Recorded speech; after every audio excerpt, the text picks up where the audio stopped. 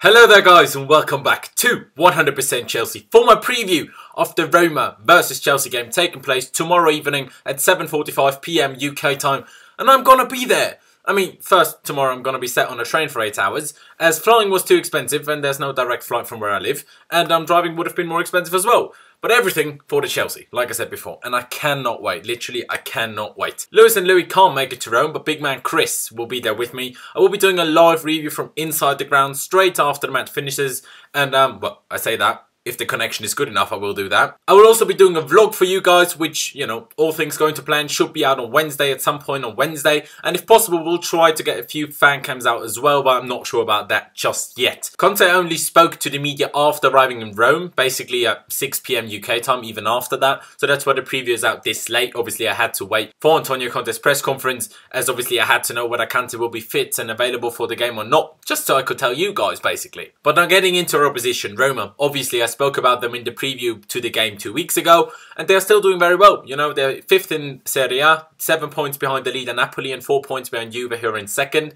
And just like Inter Milan are in 4th, Roma have a game in hand over the teams from 1st to 3rd. They have played 3 games since we played them, all of which in the Serie A, no cup games, and they won all of them by 1-0 against FC Torino, Crotone and Bologna. Interestingly, Edin Dzeko hasn't scored in any of these. Hasn't scored, you know, since his brace against us. Quite interesting, I thought. Different to last time we faced each other, where they, like us, had a fair few injuries. Now they only have the Greek centre-back Kostas Manolas out injured. He's basically the best centre-back as well, so it's still a bit of an advantage for us, I suppose.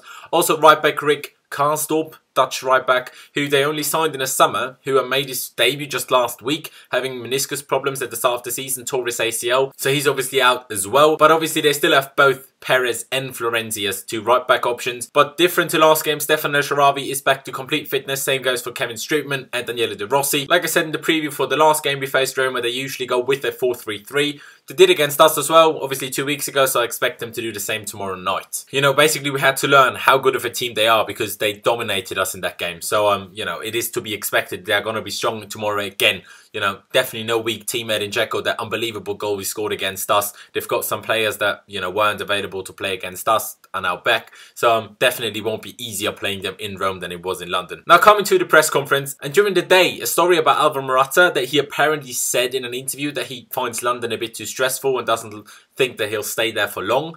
You know, a story like that came out today. I'm not sure who published it. But Morata was actually the player taking part in the press conference along with Antonio Conte, probably to shut these rumours down, because basically that's what he did. Because he did say in the interview, I wanted to say probably after my career I don't live in London, but I'm really happy in London. I really like London now, but probably in the future when I want to bring my kids to school, I prefer to go back to my country. I'm talking about the traffic and lots of people, but it's a great city. I really enjoy London. Then he was asked again whether he was committed to Chelsea or not, and his reply was, and I enjoyed that a lot, if they offered me 10 years, 10-year contract basically, I'd probably sign. I mean, who doesn't love to hear that? Give him a 10-year contract right now.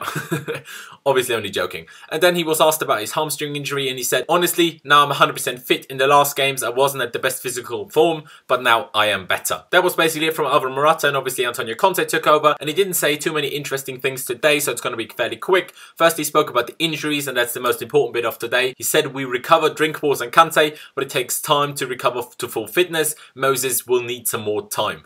Conte confirms that Kante trained with the squad pre-Bournemouth and today, but says he'll speak to the player to see how he feels. The press conference today wasn't, you know, shown anywhere, so I had to go off some people that were there, some journalists that were there, and what they tweeted basically. And that's what the journalists tweeted. Compared to that, Chelsea basically tweeted that Kante is available, so there's 2 different stories to this. It sure looks like he is available, which is obviously incredible news. But now coming to Chelsea, talking about how I think the game will go, how I think we will line up, and also my score prediction. Well, if Kante starts tomorrow, that will show where Conte's priority lies this season, in my opinion. Because although he might start both tomorrow and against United on the weekend, if his priority was the Premier League, he wouldn't start him tomorrow, I think. But I'm very confident that he will actually start N'Golo Kante because, you know, he did play Bakayoko and David Luiz against Watford as well when they weren't at 100%. I'm pretty confident that Kante will at least be on the bench, and I also think that he will actually start. Now with Kante in the team, just assuming that he will start, will we line up like we did against Atletico Madrid? And can we put in a performance like we did against Atletico Madrid? I mean, let's bloody hope so. So the lineup that I think Antonio Conte will go with is a 3-5-2.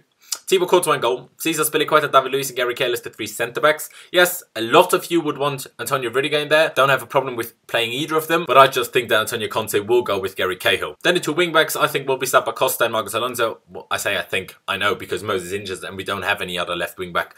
Then the 3 central midfielders, I think will be Kante, Bakayoko and Fabregas.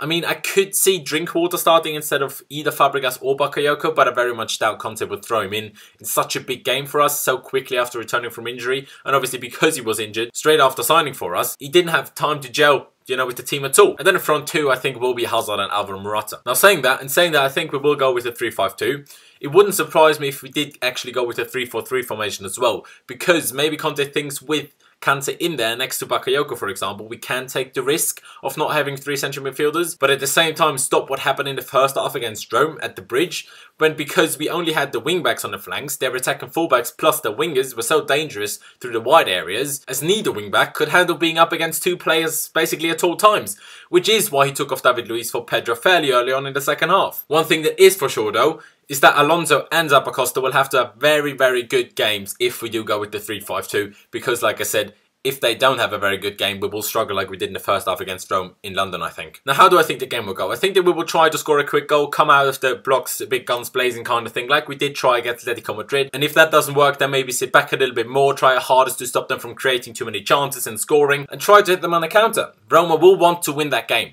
They probably feel like they have to win that game after they were definitely the better team against us at the bridge. And also they have to still play Atletico Madrid away. So they know if they lose to us tomorrow, they're in danger of not even finishing second. And exactly that, if we defend well, can be the reason why they commit too much forward.